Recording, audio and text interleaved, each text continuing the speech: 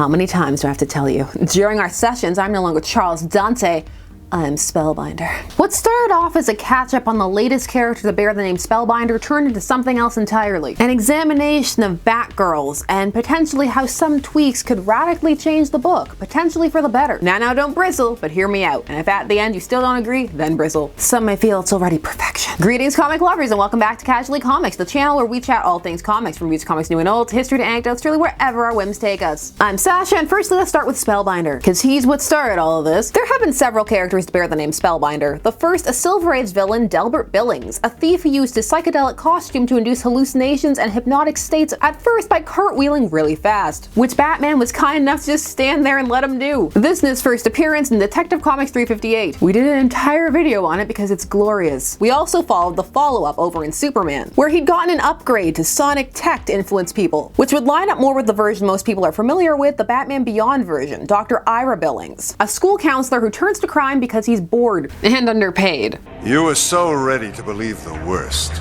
It was easy. There are still more. Silver Age Spellbinder got killed by his girlfriend, who took over for him and had this costume. So spellbinding. I skipped over the second Unknown Justice League International one, and there was also a New 52 version. And now here we are at the post-Infinite Frontier version in Batgirls, which is going to take some of the things from the Beyond version. It's also going to add some new things and add on some cliches, like being Barbara's ex-boyfriend. Batgirls is an ongoing, time of recording DC series, which began publication in December of 2021, though its cover date is February of 2022. It is co-authored by Becky Cloonan and Michael W. Conrad, with art by Jorge Corona and colors by Sarah Stern. The first 6 issues is one arc, but it encompasses several plot threads. All of these ongoing threads are building up to a big bad behind the scenes for this arc while wrapping up the Magistrate stuff from Future State. The premise of this series is as follows. Following the Omniverse, there are 3 characters bearing the name of Batgirl: Steph, Cass, and Babs. So that's Stephanie Brown, Cassandra Cain, and Barbara Gordon. All 3 have been Batgirl at different periods, and now they're all doing it at the same time, hence the title Batgirls. Right away, this will be something that will irk some. Some may prefer the girls to go by their single mantle monikers: Orphan, Oracle, Spoiler, or some combination thereof, with maybe one of them being Batgirl. Some feel that having all 3 of them bear the name dilutes the Batgirl concept, while others feel they can all coexist as Batgirl. One compromise could actually facilitate both ideas. This would be that they all still have their individual code names, but the public refers to them as Batgirls, and then it could be a toss-up which one is actually going by Batgirl. The Gotham citizens calling them Batgirls would work, because an average person on the ground may see them as interchangeable, as they are not in on the inner workings and family dynamics and struggles like we the reader are. It would also match the humorous tone the book is striving for, making it a running joke, something that could be returned to and something that perhaps the girls could be annoyed by. Issue 3 is where Charles Dante, our Spellbinder, appears, first in his civilian form. The start of this story involves a villain using modified form of fear gas coupled with graffiti art to induce suggestible mental states, and this villain is called the Tutor. And he's been terrorizing Gotham. You gotta hit that T really hard, otherwise it turns into Tudor, which becomes a joke that they actually do in the book, but with a really unprofessional newscaster. Steph in particular has found herself susceptible to this villain's particular brand of chemically induced hypnosis. This works well for this arc as it introduces Steph's struggle for this series. She feels a bit less than, and that this is happening to her is exacerbating that. However, this is another point that could be much stronger. For one thing, it is a retread of the opening arc in Stephanie Brown's solo Batgirl series under Brian Q. Miller, wherein she first had to take on the Scarecrow, and what she hallucinated was her insecurities about taking on the Batgirl role. By defeating these illusions, she was able to feel more confident, like she deserved the role. We did an entire retrospective on that series. I'll of course have a link down below. This series also does not call back to her insecurities specifically, such as references to the aforementioned era or her period as Robin, both things that could be called to thanks to the Omniverse. These would not need to be dark references or heavy, but they could enhance the feeling that this world is interconnected and that there is more history to explore. Decades, so if one is becoming a fan of these characters, there is more out there to get them excited. There could even perhaps be an editor's note to drive fans who are enjoying this series to check out more stuff. Since the Brian Q. Miller series has a similar vibe to this one, fans may enjoy it. It would be a great time to do so. Transform fans of this series or some of the characters within it to fans of DC or fans for life. Get the claws in, the hooks. The hooks are in me. They're in deep. Jesus wept. The Batgirls are living together, so you get lots of nice moments of all of them interacting. They set up a plan to crash an art show, since they're pretty sure the Tutor will show up there. Steph needs to scope out the place, establish the perimeter, and Cass needs to set up a microgrid so that Babs can hack in, get access to all the phones, do the fun hacking, the TV hacking, not the boring actual hacking. Although I'm certain it's not boring for the people who do it. Maybe is it? Tell me. Steph wants all of them to go, all Batgirls, but Babs says it really isn't necessary because it's not. No. And that's final. You know the punchline. line. Does she end up not going because it's not necessary, or does she go for the cliched lulz? Well, at least her dress is nice. At this event is where Babs runs into Charles and his shoulders, and she just becomes a different character when interacting with him. So let's go through this scene and then come back to how Barbara did not need to be there, but if she is, even so, the scene could run differently. Charles went to Burnside College with Barbara. Don't recognize him? Don't worry, this is his first appearance. This is a false establishment of connection, not an actual revitalization of a pre-existing character from that run. Which, if that had happened, would have established more of a connection with the universe and again encouraged people to go back and would have made everything feel bigger. But it also is a valid use of that time period to kind of just have a character appear. There is space there for people to have been around but not to have been focused on. You can kind of stick somebody in.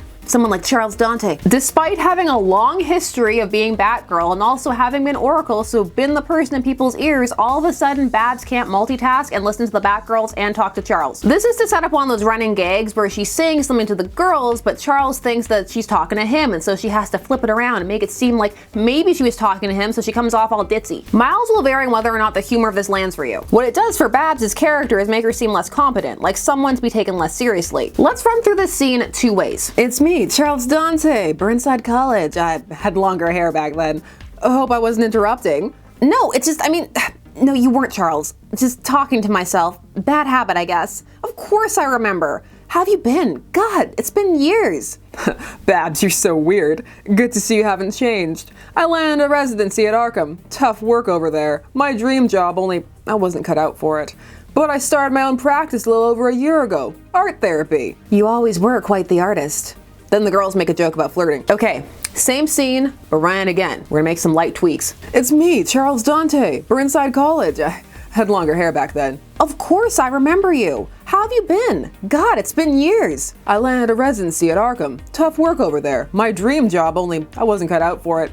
But I started my own practice a little over a year ago. Art therapy. And then the rest stays the same. Just those few removed lines make the characters seem more mature and like they should be taken more seriously, as should the situation. A humorous overall tone, a lighthearted one, does not mean there needs to be jokes in every single scene, at every single instance, in every single interaction. Nor does every serious or tense moment need to be undermined or cut with a joke. Humor can still be kept, but it can be used as an accent, a spice, and the overall vibe will remain. For example, you can keep the humor in this scene by still keeping the flirting jokes. This also adds distinction to the girls by making it feel like Barbara is the more mature Batgirl, as she should be given her experience based on how this book is playing out. Then it can also feel like certain characters will make certain different jokes, rather than it feeling like any one of them could quip anything at any time. Of course, the maturity of the characters is going to be a variable for people. It really depends upon when you're coming to them, if this is your first encounter with them, or if you've read a bit more of them. Because if one has encountered more history, for everybody, they should be more mature. Steph gave a baby for adoption. She had to deal with that horrible home life with Cluemaster and her mother for a bit. Steph had an anger streak, like Jason Todd. There's a great issue where her and Cass had to take on this child trafficking ring. Like, these girls are hardcore and also operating under the mantle of fear that Batman likes to use as the Bat Family brand. You don't get to be Batman's daughters, spiritually or otherwise, without being terrifying. And you know, there's Cassandra Cain, trained to be an assassin since infancy. Her first kill was at 8 years old. Anyway, Charles Dante is an ex, and he even offers to sneak below deck with Barbara, and he gives her his card. This scene plays it both ways. Visually, it looks like she's kinda into it. There's a sheepish little hair tuck, she takes the card,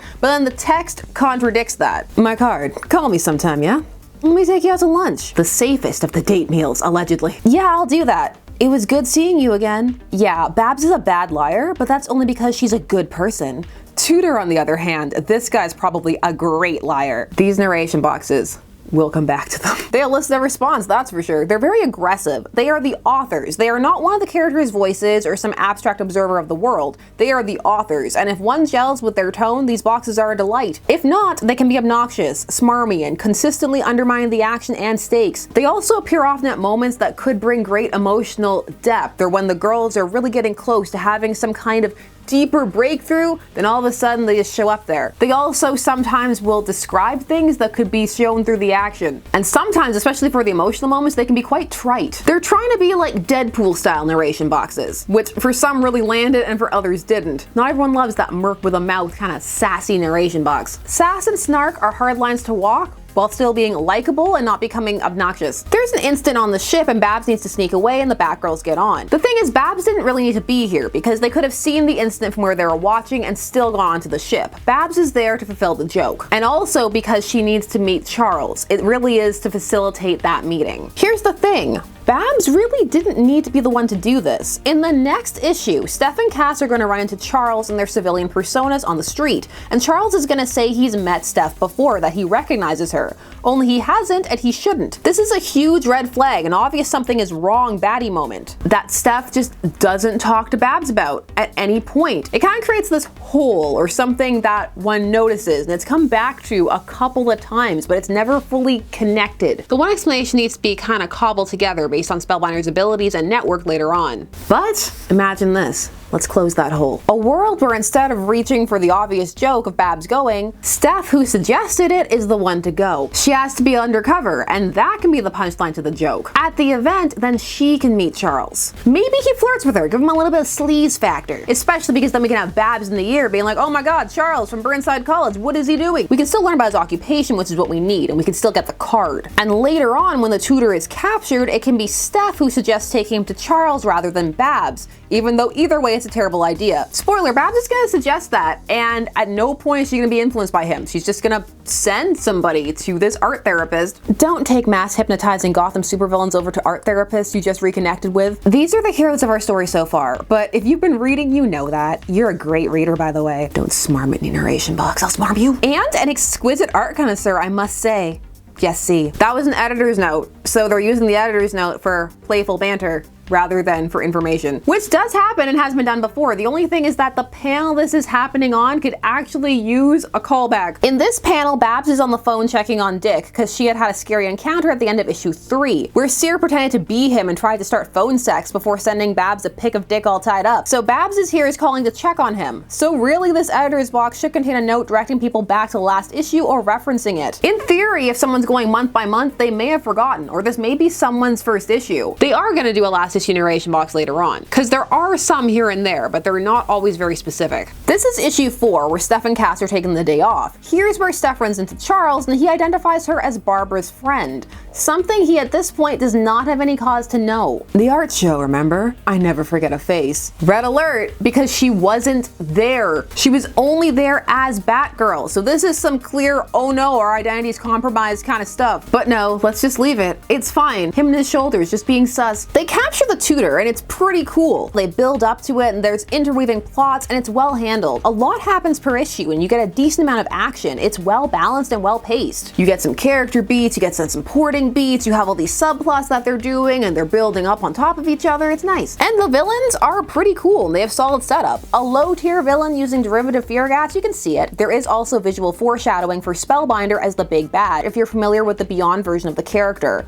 The hypnotic spirals are done in the style of that version's costume. It's a nice visual cue, because it works whether you're familiar with the character or not. If you're familiar, it's a nod. If not, it's just kind of a cool visual effect. Now this is the moment where after they capture the tutor, for some reason, Babs wants to take him to Dante. Not anywhere else. Babs says that he's a respected art therapist, even though on the boat he said that he could not cut it. Why bring him an Arkham level villain, or I guess a Tower level villain? Wait, your ex's place? We'll talk about Charles. It doesn't matter if he's a total babe in my ex, because he's also a genius psychotherapist Dante after these mopeds get us there. Or perhaps we could replace this with a word balloon asking her if it's the best idea, and then Babs maybe actually having a reason to justify it, or not, and that could also be a plot point. It could be a build up that she's being a bit too defensive, either because she does have some lingering feelings for him or because he's influencing her as Spellbinder, which is not happening. Which, if that's the case, why give them a connection in the first place if neither of those things are going to happen? We see that Babs is reading Charles's book, and also Steph had said earlier she did not like Charles, but doesn't bring it up here when it would be relevant. Dante is already wearing most of his villain costume when they drop the tutor off. Come on, Steph. Well, if not her, Cass. Cass, this is your thing, reading people. He's so suspicious. They said earlier that his face was like a mask, so she couldn't read that. But look at his costume, and really?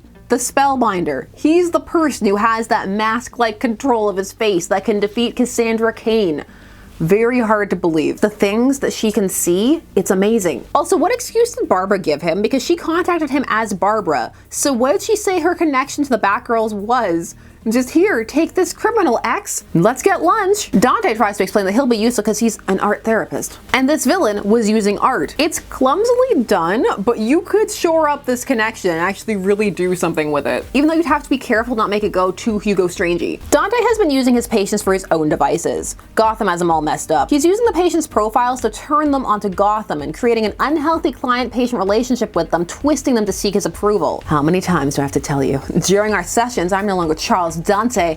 I'm Spellbinder. So you can see there's some spiral accents on the costume, and later when you see the gloves, they're also on the hands. And the color scheme is also very Batman Beyond. I'm kind of digging the suit top. He has horns for eyes, but why though? Is this supposed to be some kind of Dante's Inferno reference? Please tell me there's a reason he's called Dante, not just because it sounds cool. Issue 5 has a cool cover, look at it. The helmet from the side, I'm into it. This issue has to handle taking down the Saints, because the future state stuff needs to be wrapped up, so you get a fun action sequence to open it up. Only the narration boxes keep undercutting all the stakes, sometimes even blocking off the action to do so. They just keep flat out saying that there are no stakes. They may be seasoned killers, but they're so outclassed and easily manipulated.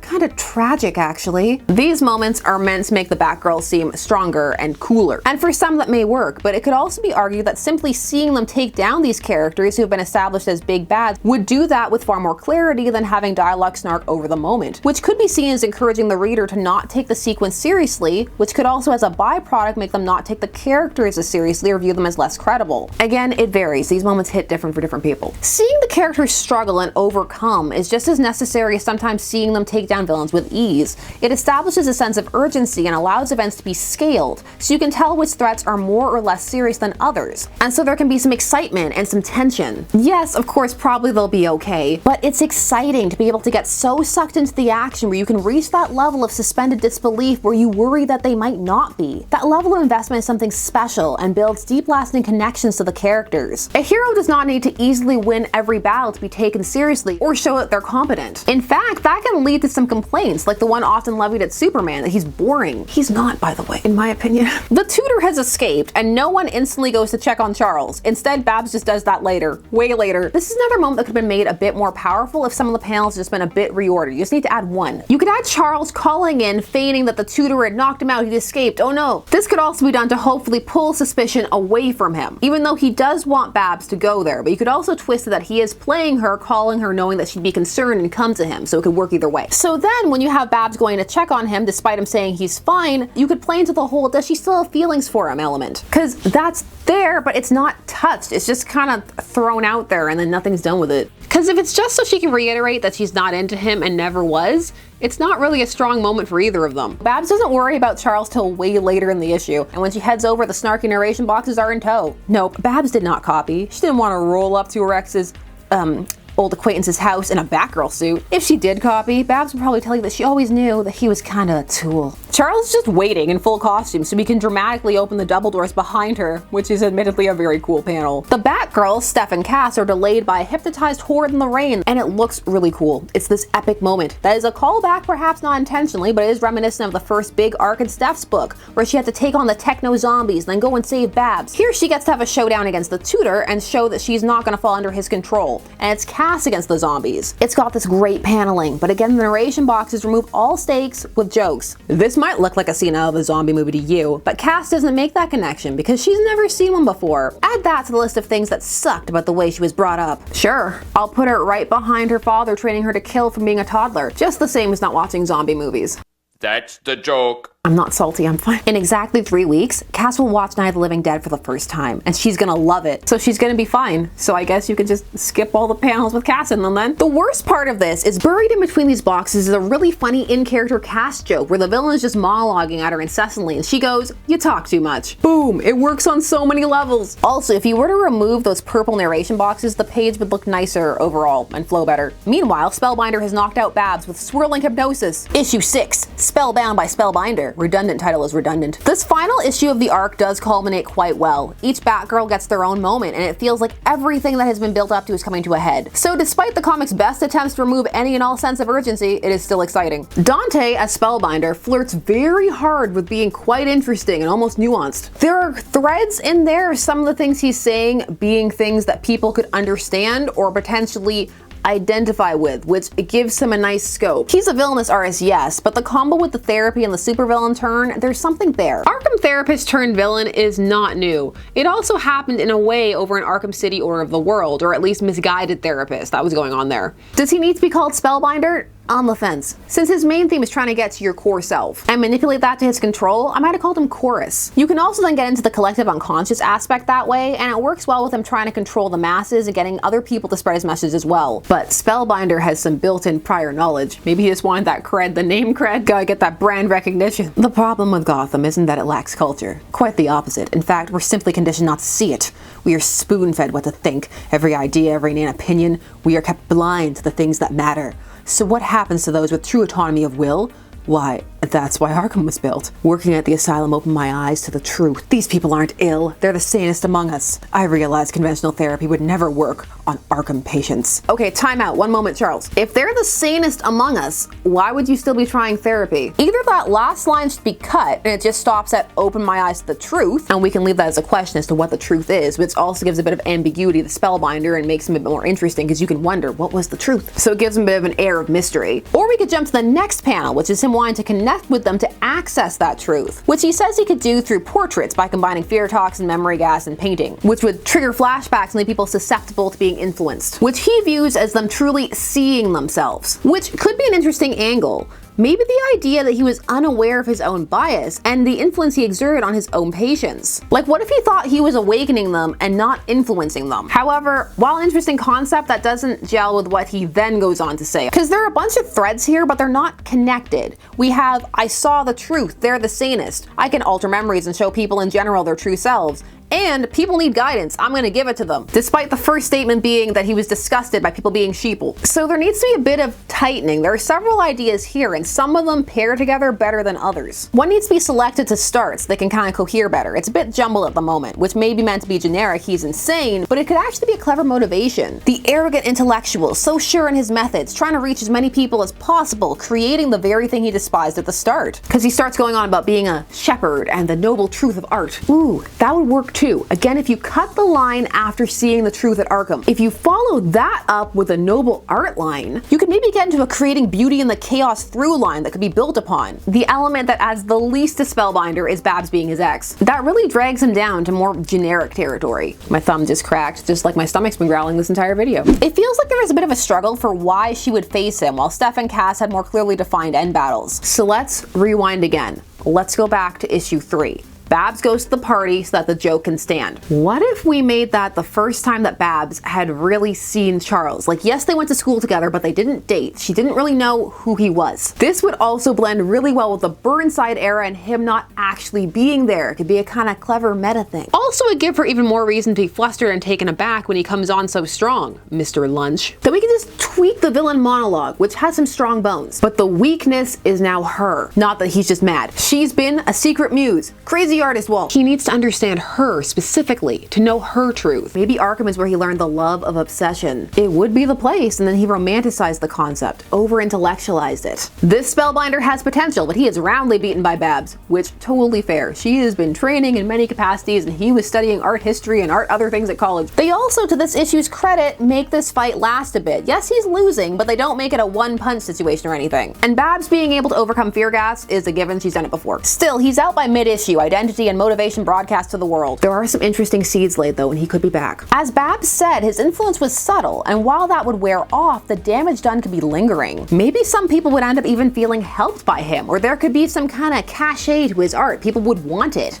Maybe it would still have an effect. In a way, you could make it that in some ways, he still won. He did get his influence out there. It would be an interesting way for him to either still be referenced or to actually return. Leave that door a little open. Painter villain, it's fun. That's the thing with this series. Overall, it is very fun. And it has some strong concepts and some really cool moments. It's well paneled, well paced. There have been some fun characters introduced, both side and villain, with lots of potential who could be reused. The art, in my opinion, is exceptional and works very well with the series. But I know miles vary, some people absolutely hate it. But there are a few elements that that keep this book from being as amazing as it could be. It's an above average book, but it could be a great book. It needs some editing. It gets a bit self-indulgent with the jokes at points, particularly in the narration boxes. The characterizations are toned down for younger or newer readers, so that's something that will be a sticking point that some people will not be able to get over. Mileage is definitely going to vary, but even with the characterizations they're giving them, they could pull a bit more from some of the past to make them feel a bit more in character while keeping them a bit younger feeling as well. Maybe a bit more of a balance. Of all of them, Cass shows the most variance. While Cass has definitely had fun and the like in the past, here she's the most off. She's actually veering towards being a different character entirely, and that's Raven from Teen Titans, or even Teen Titans Go. They even take the reading interest from there as well, or at least the way it's expressed. Cass had to learn to read. It was a struggle for her, and it had been kept from her. Part of her father's very specific form of training. It was a skill that she had to fight for, and she cherished it, but it was something treated with deference and respect. Here it's much more for the lulz, as the history isn't really called back to,